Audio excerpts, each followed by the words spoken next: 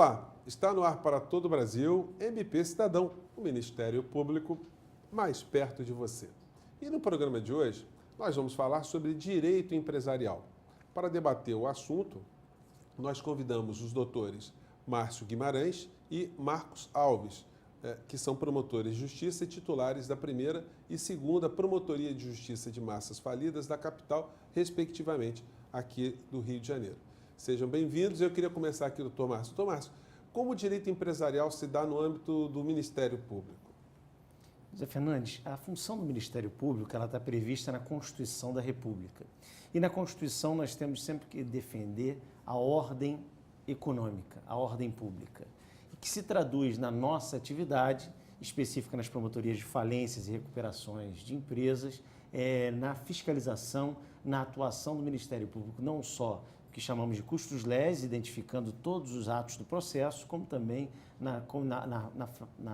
no exercício da autoria de algumas ações do Ministério Público, autor. E é sobre esse aspecto, sob o ponto de vista econômico, que nós atuamos. Doutor Marcos, qual a função das promotorias de massa falida?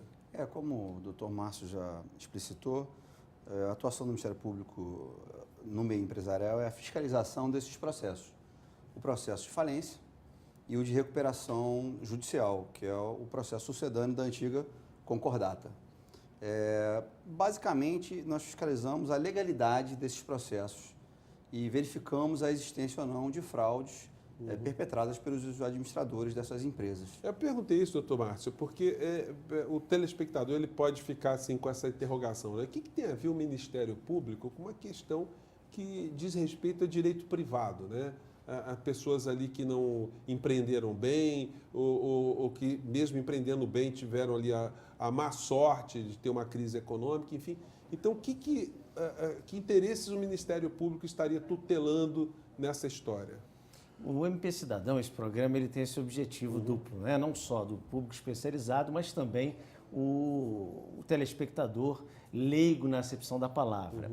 Desde a origem do comércio, quando nós vamos remontar e analisar, por exemplo, Pompeia, quando os mercadores vinham pelo Mediterrâneo, subiam e vendiam as suas mercadorias, nós verificávamos que a atividade de cada um daqueles comerciantes, ela não se resumia apenas a comprar um produto por determinado valor, margem de lucro ou para custear as suas despesas e a venda final.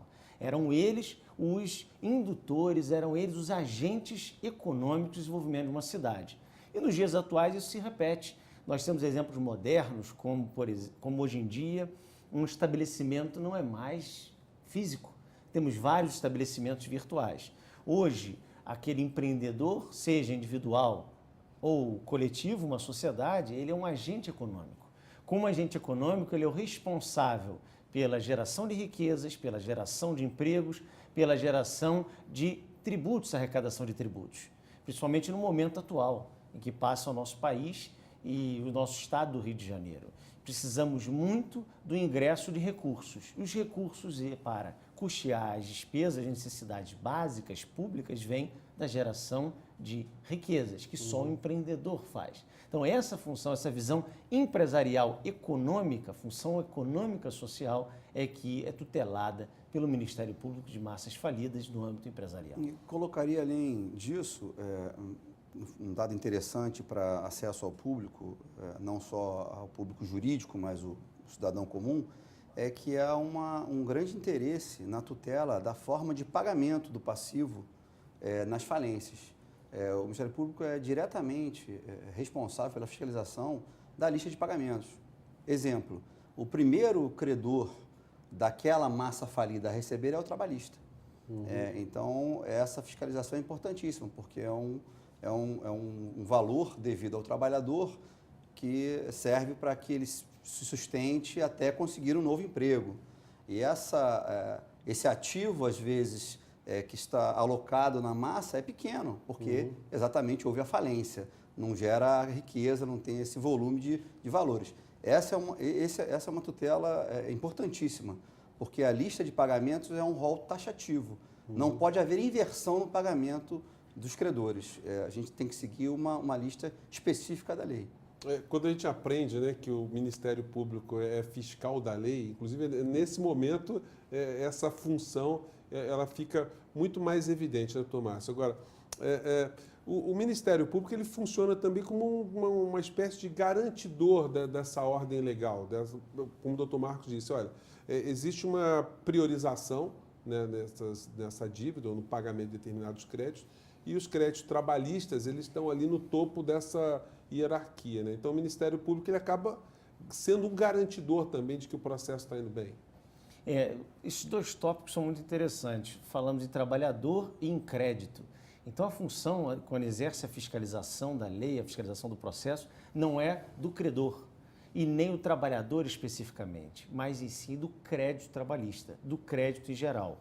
Esses credores que representam, estão titularizados ali o crédito, são esses que impactam na economia, como, por exemplo, uma falência de uma atividade muito conhecida, que é a atividade naval. Nos anos já se passam 2 décadas, quando o estaleiro Verome, nos arredores de Angra dos Reis, atraía uma série de pessoas e era um vigor econômico, gerando a mutação de famílias inteiras, geração de novos empregos, atividades secundárias ligadas ao estaleiro ou até, podíamos chamar de terciárias, ou até mesmo um restaurante, o mercado de locação. Então, quando uma companhia deste porte ela está em dificuldade, passa por dificuldade, seja no passado com o pedido da concordata, atualmente na recuperação até mesmo a falência, isso tem um impacto imediato em toda a região.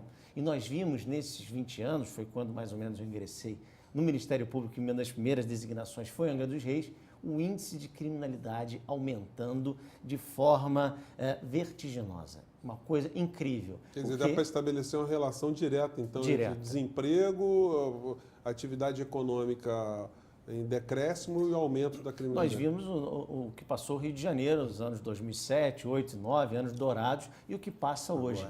A dificuldade, não se tem dinheiro para cumprir, para que se cumpra com as necessidades básicas. Esse dinheiro vem da atividade econômica. Mas, doutor Marco, e como é que é o dia a dia das promotorias? Como já foi falado, a gente recebe os processos, hoje alguns eletrônicos, a gente está mudando essa forma, a gente recebia processos físicos, geralmente ligados à falência e recuperação, e os seus processos satélites, e exercemos essa fiscalização dentro do processo. Na prática, é exatamente essa, verificar dentro daquele processo físico se está se cumprindo a lei de falência e recuperação, a 11.101. Se o pagamento está sendo feito de forma correta, se a arrecadação do ativo está sendo feita de forma correta. Fiscalizamos muitas vezes a remuneração fixada para o administrador judicial, que irá gerir aquela massa. E também temos a atuação criminal. Fazemos a persecução penal dos crimes falimentares. A nossa promotoria realmente tem uma atividade bem aberta. Tem um outro ponto, que é a liquidação extrajudicial. Né? Nós, todos os bancos, seguradoras, companhias em geral que passam pela liquidação e intervenção extrajudicial, seja do Banco Central, as agências reguladoras, esse processo é encaminhado ao Ministério Público para que tome as medidas para o bloqueio dos bens e, eventualmente, até encaminhando a falência. Bom, o programa está muito interessante, né? Nós nunca abordamos esse tema aqui no MP Cidadão, mas a gente vai fazer um intervalo e volta já já. Não saia daí porque o tema está muito atual.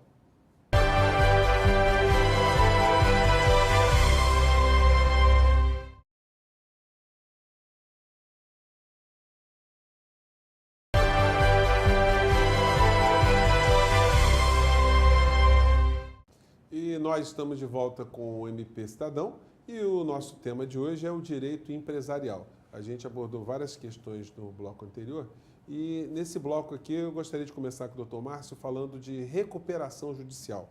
O que significa isso exatamente, doutor Márcio? E o senhor teria algum exemplo para dar para o nosso público aí, para ilustrar melhor a recuperação judicial? Desde 1945, o Brasil só conhecia a concordata. E a concordata era um mecanismo para buscar a reestruturação das dívidas da sociedade empresária, do empresário individual. Esse sistema no mundo inteiro se mostrou obsoleto por uma razão. Alcançava apenas os credores quirografários. Então, naquela ordem de credores, é aquele credor que tem o título nas mãos, por isso vem de quirografário, quiros. Os outros credores, trabalhista, o credor com garantia real, toda aquela lista ficava de fora. Então a ajuda que era dada era muito simplória, era uma novalgina para alguém que está com uma dor muito maior. Buscou-se então em 2005, depois de 11 anos de tramitação, a Lei 11.101 foi editada, trazendo esse novo mecanismo, que é a recuperação judicial. Seguindo diversos países que buscam a reestruturação de uma forma muito mais ampla, como o capítulo 11 da lei americana, a lei francesa, o Código Comercial francês, da mesma forma. Então, esse mecanismo é um mecanismo que dá um passo muito importante na reestruturação, alcançando vários credores.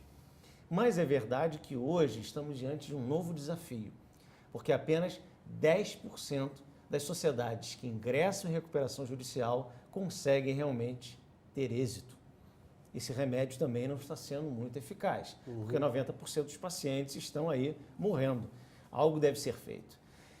Busca-se uma alternativa como se o ingresso de credores com garantias, como a garantia fiduciária, porque não o fisco, a Fazenda Pública, está de fora da recuperação, que é o principal, muitos dizem, o principal parceiro enquanto a atividade está dando certo, e também tem que ser o parceiro na hora das dificuldades. Por exemplo, a França, que é um país em que o poder público, o direito público sempre esteve muito presente, a negociação direta com o órgão fiscal é uma coisa simples, por incrível que pareça. Então, precisamos avançar. Tivemos grandes casos já hoje, o doutor Marcos pode tratar um pouco mais da questão do setor de óleo e gás, que teve experiência. Eu tenho o processo da minha promotoria da Oi, que é um caso sui generis, é um caso com uma dívida de 65 bilhões de reais, no mundo inteiro credores, com falências, pedidos, não só aqui, mas como também na Holanda, em Londres e em Nova York. A lei brasileira não tratava desse tema. Precisamos pensar, inovar e buscar alternativas, porque os problemas não podem ficar sem solução, desde a lei de introdução do Código Civil anterior, como a legislação atual. E com novas abordagens, novas teses, conseguimos, buscando uma analogia, fazer com que houvesse uma ligação entre esses países. E alguns contratos, algumas relações que a própria companhia tem, elas são analisadas dia a dia com esse novo viés, o viés da busca da recuperação, mas não uma recuperação a todo preço. Pois é, Tom, o senhor citou aí um caso muito sui generis, né? Uma empresa que é transnacional, que ela tem vínculos em outros países também. Como é que se concatena uma história de uma empresa com tantos tentáculos? Essa é a pergunta mais difícil que foi feita a nós nos últimos tempos, porque na legislação não há essa previsão. A legislação brasileira é completamente omissa. A interpretação que é dada é referente à competência. Competência do judiciário brasileiro, ela pode, há jurisdição, tecnicamente falando, sobre uma sociedade holandesa, por exemplo? Não há. Em hipótese alguma, na nossa visão, no Ministério Público do Estado do Rio de Janeiro, essa questão está sendo encaminhada ao Superior Tribunal de Justiça, através de um recurso especial interposto pelo Ministério Público, que o juiz brasileiro jamais poderá julgar uma sociedade holandesa. Assim, e aí no processo específico da Oi, buscamos alternativas. Lei de introdução ao direito brasileiro, analogia, modelo uncitral, que é uma legislação, uma lei modelo aplicada já por diversos países.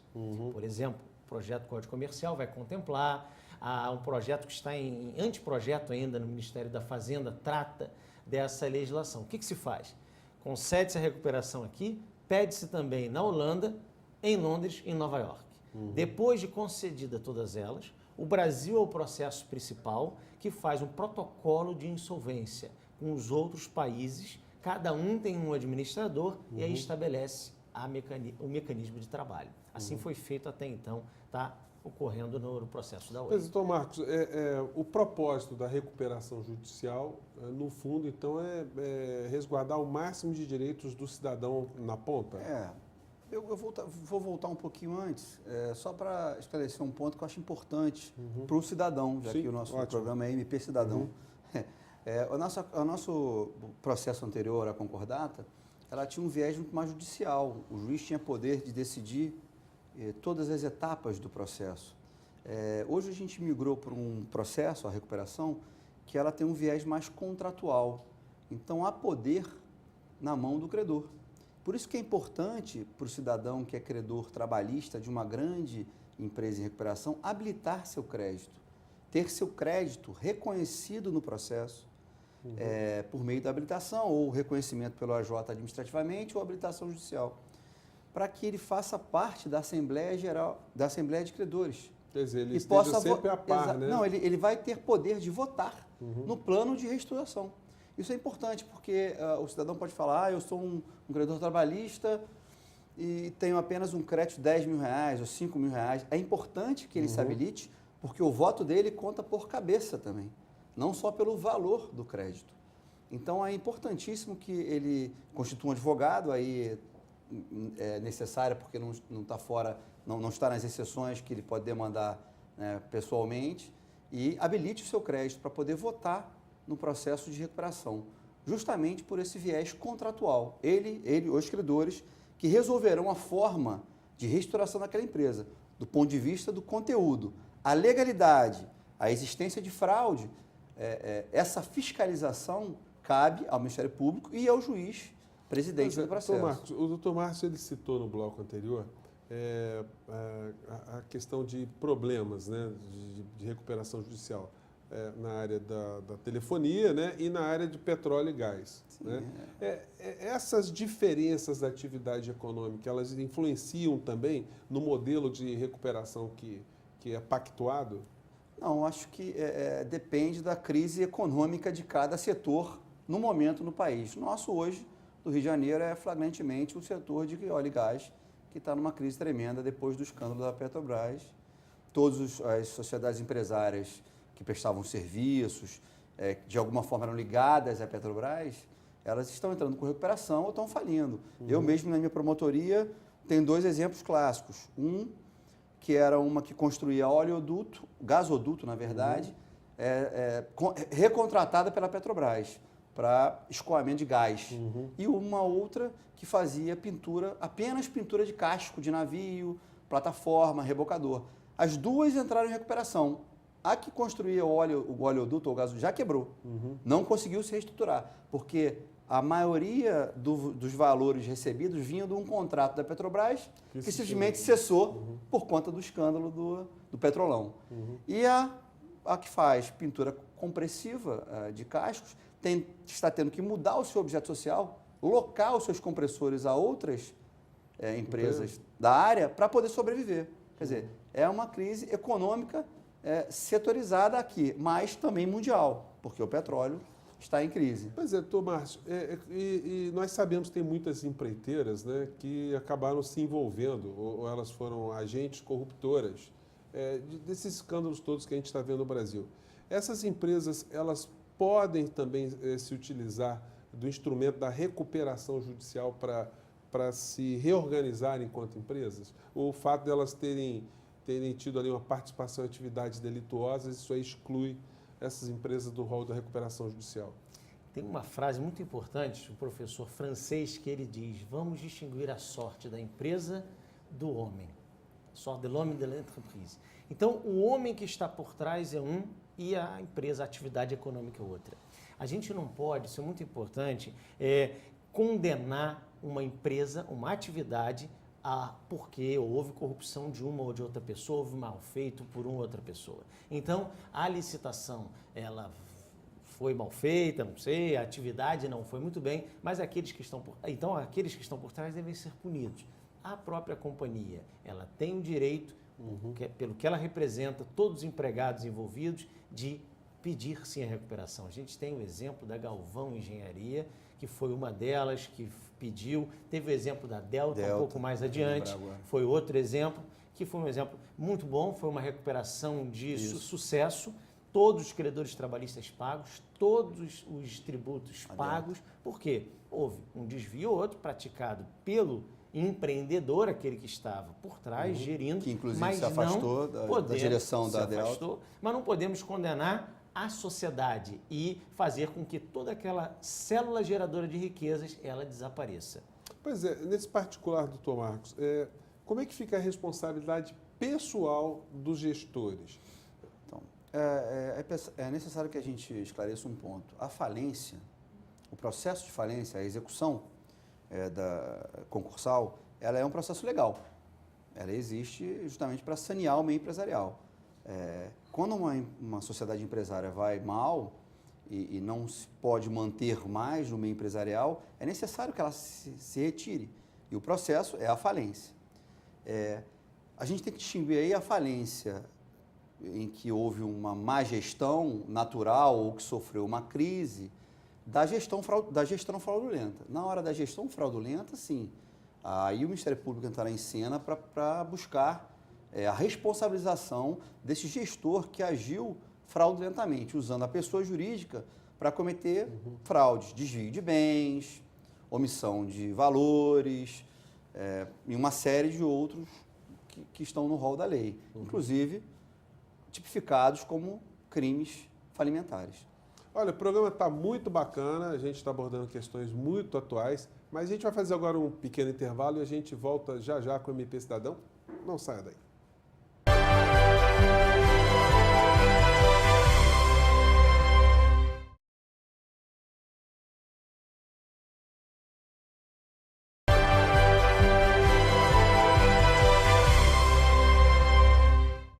E nós estamos de volta com o MP Cidadão, hoje falando de direito empresarial e Ministério Público, né? Que o MP tem a ver com essa questão que, teoricamente, seria muito mais ligada ao direito privado, né? Nós já esclarecemos isso com nossos dois convidados. Mas eu quero começar com o doutor Márcio nesse bloco. Doutor Márcio, que equipe tem o Ministério Público à disposição para ajudar nessa tarefa? Porque quando se fala em recuperação judicial, a gente está transcendendo as meras questões jurídicas, ou as questões importantes do jurídico, né? Nós temos ali números, né? Que é uma área mais específica. Quem o Ministério Público pode contar? Zé Fernandes, essa atividade hoje especializada das promotorias de massas falidas, não só hoje, como há muito, elas demandam um aprimoramento cada vez maior. Porque a gente não trata apenas de números, trata de sofisticação no exercício da atividade empresarial. E nós temos muita honra de ocupar hoje essa promotoria que já teve grandes nomes do Ministério Público hoje, alguns já aposentados, outros não, e que sempre buscaram ali entender o que no passado era atividade econômica, atividade chamada comercial ainda, hoje empresarial, e exercendo uma função que hoje a gente fala de magistratura econômica, exercício da atividade econômica. Não é mais o promotor que aguarda o processo chegar, não é aquele que fala apenas nos autos, é um promotor, é aquele proativo, aquele que busca soluções. E nesse aspecto a gente sempre teve muito apoio, a gente tem equipe técnica especializada, não só conosco, a contadoria específica, como também na Procuradoria-Geral de Justiça. Que muitas das vezes o direito de pedir a recuperação, o direito até de falir, porque falir é um direito, existe esse direito, o comerciante que não mais consegue pagar as suas contas, vamos dizer assim, o empresário, a sociedade empresária, pedem a falência. E a recuperação, ela precisa ocorrer num ambiente mais proveitoso possível, eficaz possível para todos. E a nossa atuação se dá no caminho, análise da lei está sendo cumprida e promovendo as ações necessárias para aqueles que desviam as suas condutas, seja antes, seja durante ou mesmo ao final do processo. Doutor Marcos, nos blocos anteriores, deu para entender que, eventualmente, os bens dos particulares eles podem ser arrolados, aí, podem ser arrecadados para o pagamento do crédito. Né? Como é que se consegue fazer essa separação do que pode ser interferido, do que pode ser Isso é uma boa arrestado, pergunta, enfim. porque o cidadão comum às vezes confunde os bens que estão afetados à pessoa jurídica, que são da pessoa jurídica, e os seus bens físicos, seus bens pessoais, particulares. É importante destacar que a pessoa jurídica ela tem autonomia em relação à pessoa dos sócios, pessoas físicas. E, a princípio, uma falência normal, como o doutor Márcio falou, até pode ser uma autofalência, o próprio empreendedor pode pedir a sua falência quando vê que não consegue pagar as suas contas. Numa falência normal, numa falência típica, ela só se socorre dos bens afetados à pessoa jurídica. Então, em nome da pessoa jurídica. Aquele é o ativo possível para o pagamento do passivo possível, dos créditos dos credores que vão se habilitar na falência.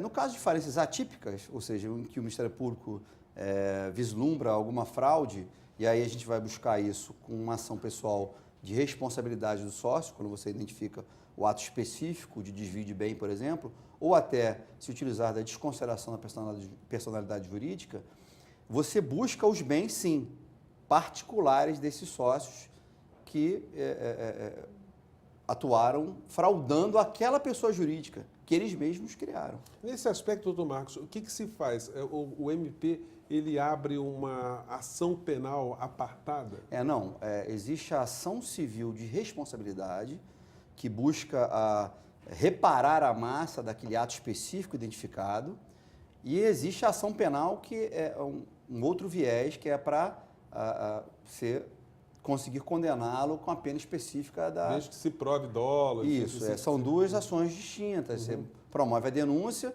nós temos basicamente um grande número de denúncias de escrituração omissa ou inexistente e o ato fraudulento de desvio de bens ou recursos que está previsto na lei de falência. A ação civil é outra, é a parte.